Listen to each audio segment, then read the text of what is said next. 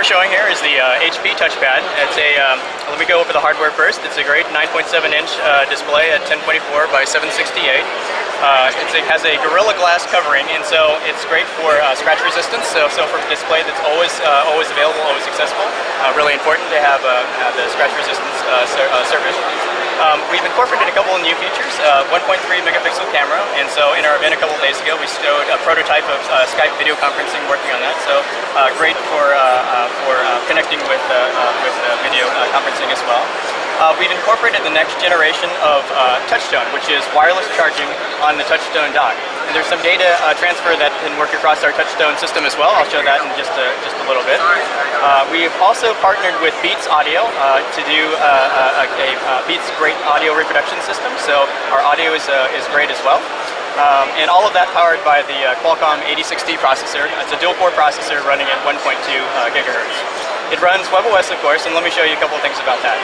WebOS is really about bringing lots of content together, all of your online digital life, and making it available into one easy view, easy and accessible view on your system. So let me show you an example of that. What you'll see here in the email app is an example of Synergy where I have both my Google and my Exchange accounts. And so here we've changed the email app a little bit to take advantage of the great real estate that's available on the touchpad. So you can look at all your HTML email, which is great for viewing. But let's say that I want to forward this to someone, and so I'm going to start that email. The other aspect of WebOS that we highlight is the ability to easily multitask and easily get productive with the system and not have to end a task before you start another. And so on the system, I can say, I want to forward this to a colleague and say, let's talk at 5. And so a couple things on the keyboard. We've added the numbers row here, so you don't have to constantly switch modes when you're entering numbers. We've also made it able to size the different sizes, so you can have a small keyboard to see more of the display, or I tend to like the medium keyboard that gives me a little bit more area to type on quickly.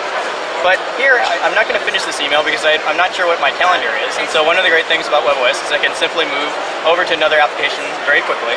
You'll notice here, like just as I had in my email, Google, and Exchange, I have all my calendar sources here in my calendar as well. So I can see my personal calendar that I share with my spouse. I have a work calendar that's coming from Exchange, and maybe a Facebook calendar that shows my group events. So I'm just going to scroll down here, and it looks like I have a conflict at 5 o'clock here. So I can go right back into my email and decide, better make that 6 o'clock. I can finish this now, but I'm not going to. What I can do instead is, just like you multitask during the day, you don't have to finish this. You can go back and read more emails if you want. You can look at your other accounts and clean out your inbox. You can start a new task or activity. I could go and reply to a second email. But what I'm going to do is I don't want to forget about this, so I'm going to move this over to the side. And I'm just going to leave it there. That's a good reminder for me to finish that later on. I don't have to finish it now. I just move on to whatever I want to now. So that's a good example of multitasking on WebOS. Let me go into another application. So Photos here is, we've added some of the elements of WebOS that you saw in those applications to Photos. And Photos is more than just looking at local content. It's certainly great at doing that. It has a great photo viewer in it. But we've also consolidated content not just locally, but from all your online sources as well. So you have your local content, you have your Facebook photos, and if you have an account with PhotoBucket or Snapfish. And the great thing about that is when I go into my Facebook album, I can look at, let's say, a photo here, and I can see what people are commenting on in that photo. So it's all about communication with photos as well, and not just looking at photos statically. So I can take a look at that without leaving the Photos application. I can make a reply to that person and consolidate all my activities around digital photos in one application. Very easy to get to. The other thing that we've done here, with working with the HP Printer Group, is I can do a Bonjour search for the printers that are in the area, and then just print directly from the Photos application as well. So some neat aspects to Photos that we're bringing as part of WebOS. So the other thing that we'll take a look at is notifications. So let me go into a web page, and let's say we're just browsing, and I'm just going to pull up the SI site. You'll notice that as reminders and notices came in, they didn't take over the system, and so they didn't force you to interact with them. One of the things that we try to enable in our multitasking operating system is the concept of unobtrusive notifications. And so you simply tap up here, And if you want to deal with the notification, you can. If you can dismiss it, you can as well. And without going into the Google Mail application, I can simply dismiss it from there. If I have multiple notices there, I can just go through and dismiss them all and know if I'm actually missing anything important. So a great way to keep doing what you're doing without having to move into the application itself. So a great multitasking operating system. So it's great for productivity, but it's also great for content. So one of the things that we're doing is working with Amazon, and I'll go into the Kindle application here. So you'll have great access to all of the Amazon Kindle application or bookstore. And so I'm going to move this into portrait mode here because that's a little bit more natural for reading. And then what you see here is my book collection. So right now, oddly enough, I'm looking at something on Barcelona.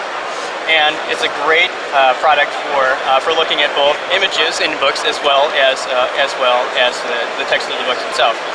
This supports all the features of the Kindle app, so if I want to comment on the book or if I want to highlight certain passages, I have access to all that. It supports WhisperSync, so if I'm reading this book on my PC as well, whatever I've read up to that point will sync up to this point in the book, so the two keep in sync. So it's great for reading content, very flexible that way. So great for reading. The other thing that I have on here is an application, Armageddon Squadron. And most of our developers take web content with web tools that are developed in HTML and CSS and JavaScript, and they can easily port that over to WebOS.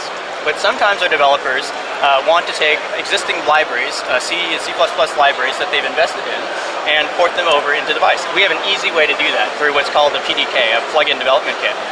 Armageddon Squadron is a great example of that. So this is a company.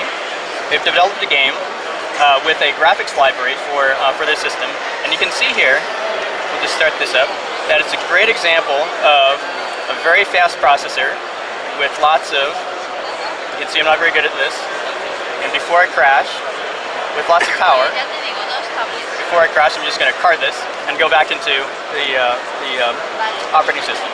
So a really great way to show the power of the system that can be plugged in through our PDK in a multitasking environment.